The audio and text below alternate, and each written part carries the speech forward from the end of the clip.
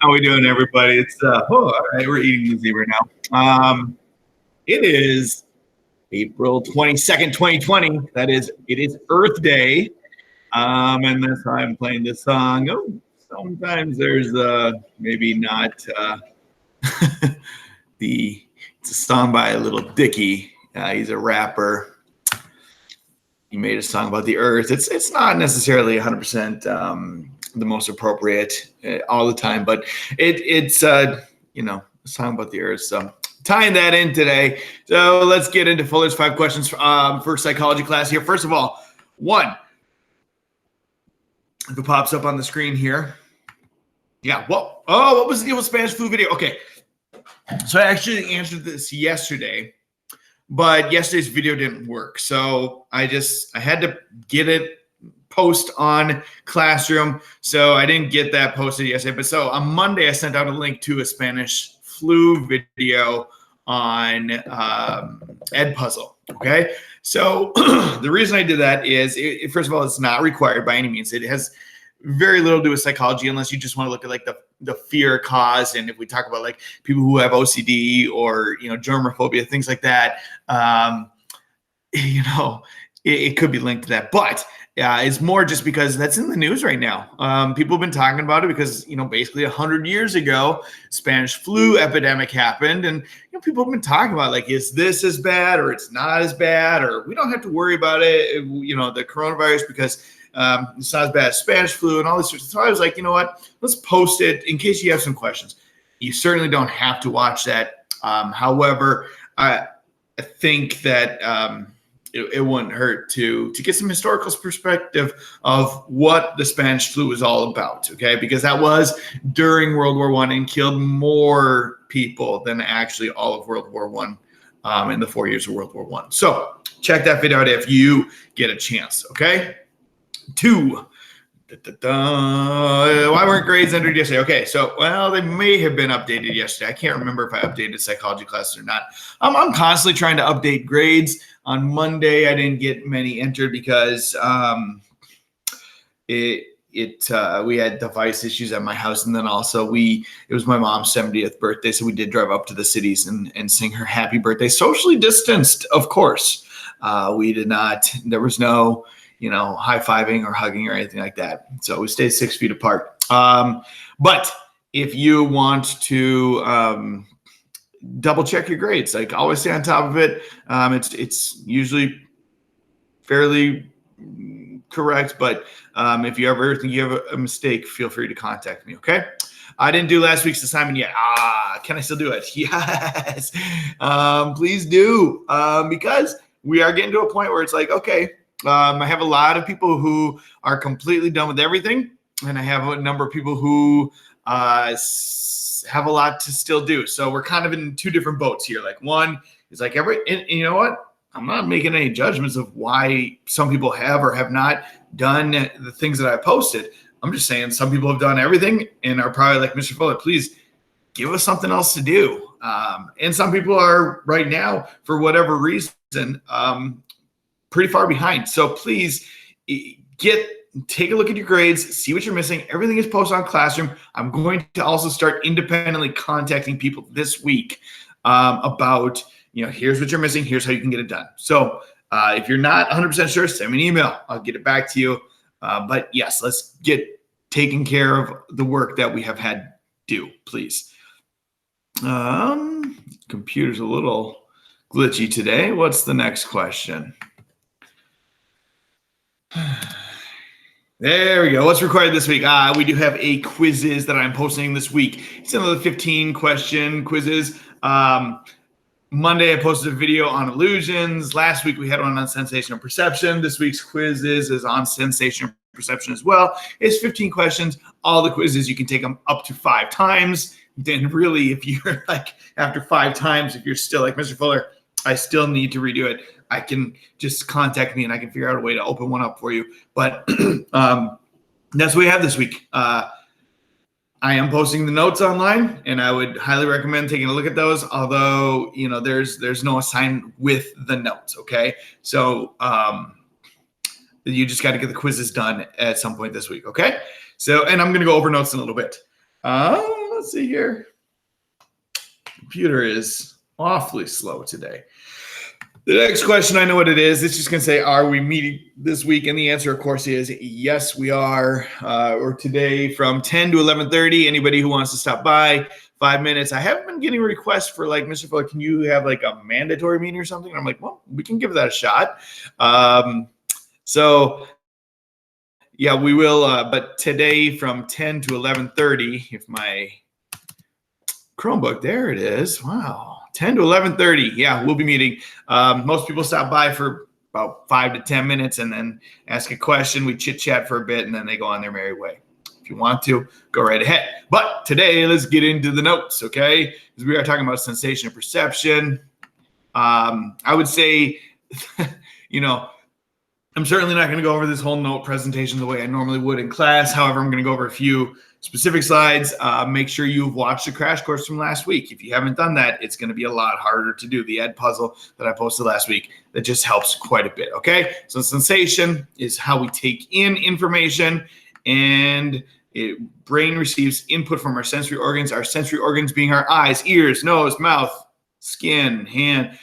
We actually have more than the traditional 5 senses, but we're pretty much going to just focus on those, okay? So our brain takes in information. That's sensation. Perception is the process of organizing, interpreting, sensory.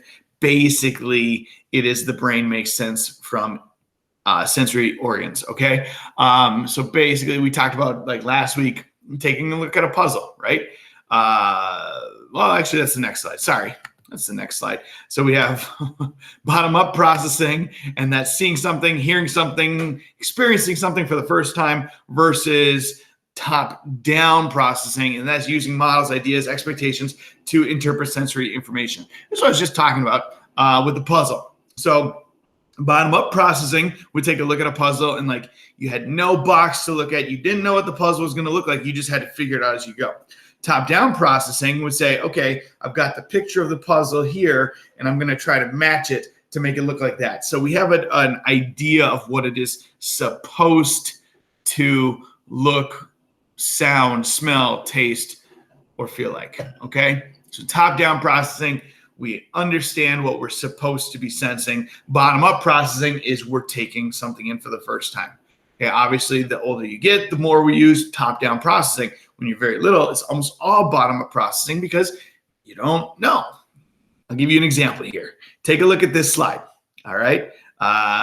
If you have a pencil and paper, you can write it down. If not, you can say it out loud.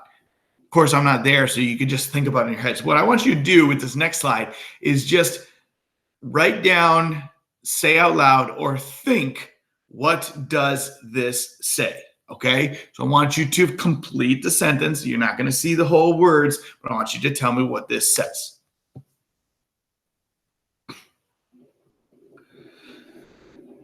I'll give you a little bit of time.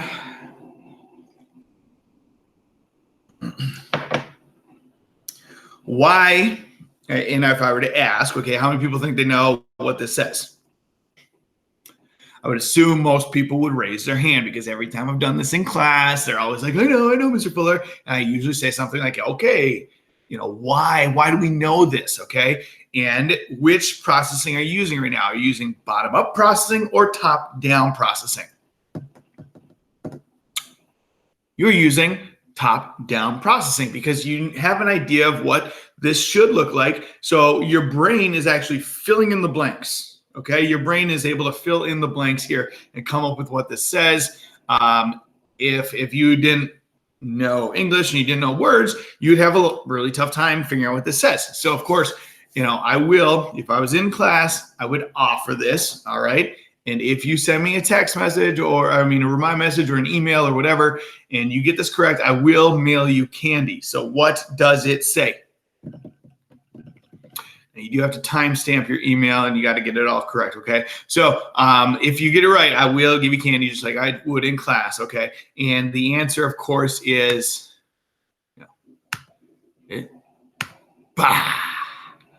what?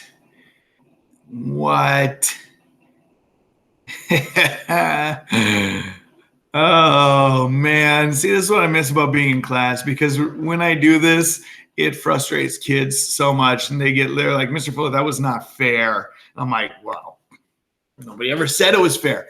So what just happened there?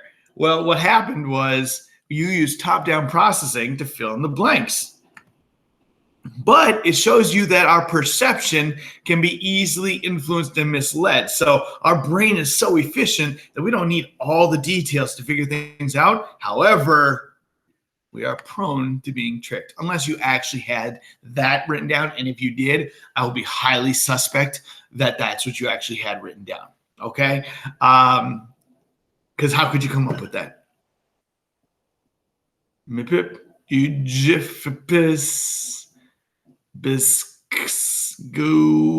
Yeah, I'm not even going to try anymore. Okay. So here we go. Let's get a couple more terms here. That was a picture that I wasn't going to show. This is, okay. So we have, again, we can use top-down processing here. And you might be like, whoa, what's going on, Mr. Fuller? This is actually a slide that they show in elementary schools as well. And you can see here that, and you might be like, why would they ever show that in elementary school, Mr. Fuller? It's insane. Yes, because we're using top-down processing. You're using top-down processing, and I don't know exactly what you're seeing, but I can tell you that when they've shown this in grade school classrooms, the little kids use top-down processing as well. And they don't see what you might be potentially seeing. And that's because kids they use top-down processing just like you may or may not be as well. And what they see is dolphins. Like that dolphin right there. And that dolphin. And that dolphin. And that dolphin. And that dolphin. And that dolphin. And that dolphin. And that dolphin. And that dolphin. Do you see the dolphins? Once I point them out, they're kind of obvious. But at first, you were probably like, I hope you weren't drinking like coffee or something like that. Because when I put that up there, you might have you might have spit your coffee out because you're like, whoa, what am I looking at? Dolphins. Dolphins is what you're looking at, and nothing else.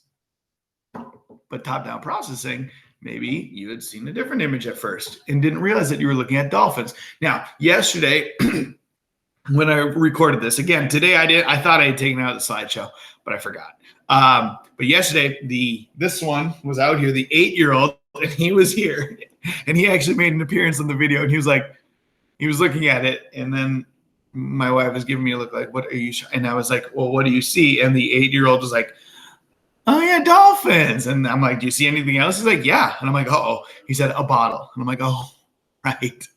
So I'm like, and that's all you see? He's like, yeah, dolphins in a bottle. And he's a second grader. So that is kids. That's what kids see. Adults, maybe not so much, or teenagers, maybe you see something different, but it's dolphins. Okay. Let's talk about thresholds. One, absolute threshold.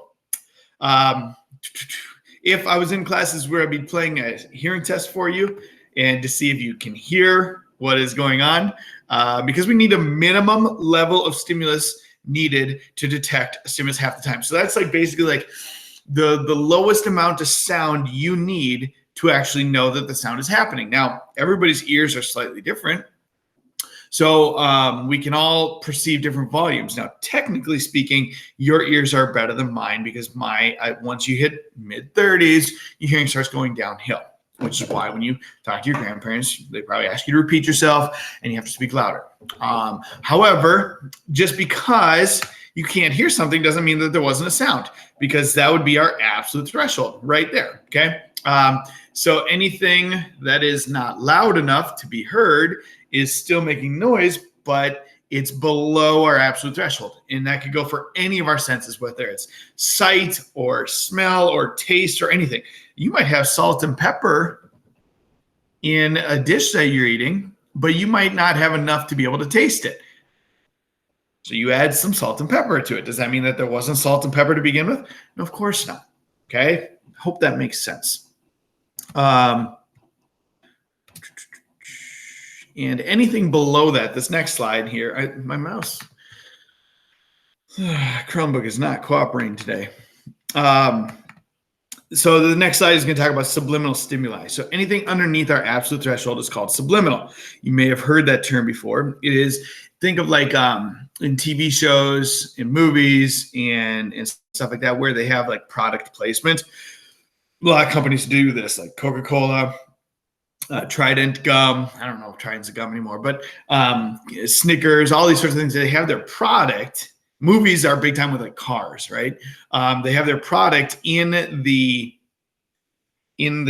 film or the show or whatever, and it's not the focus. So somebody's drinking, like, say, like a Coca-Cola, and it's not the focus, but you do see it. And advertisers do that because it works. It works big time. Product placement, it doesn't make us into mindless zombies to go out and buy something. However, just that little bit of like exposure, you see it without realizing that you're seeing it. Then you go to the store, something like that, and you see that same Coke, and you're like, yeah, maybe I will grab Coke. And all the time, not even realizing that you've been what's called primed. You've been primed to be able to detect that. So then you're more likely to buy it. Again, people misunderstand this. They're like, well, okay, just because they do product placement doesn't mean I'm going to go get that. That's 100% true. It does not mean that. But it does mean that you've been primed and you are more likely. And believe me, it does work. How do I know it works? Because advertising is a huge budget in any or most companies. They spend billions of dollars on M&Ms, Coca-Cola, McDonald's. They all spend billions of dollars in advertising. They wouldn't do it if it didn't work. Okay. So having said that, I only want to try to get to one or two more slides, but because my Chromebook's not working to advance the slides, I'm going to stop there for today. Okay. So I hope you are doing well. Check out the quizzes that's due this week. That'll be posted on the classroom today. I will post these notes as well. You can look through these. I hope you're doing well, staying safe, staying healthy. And as always, remember to charge your Chromebooks. Have a great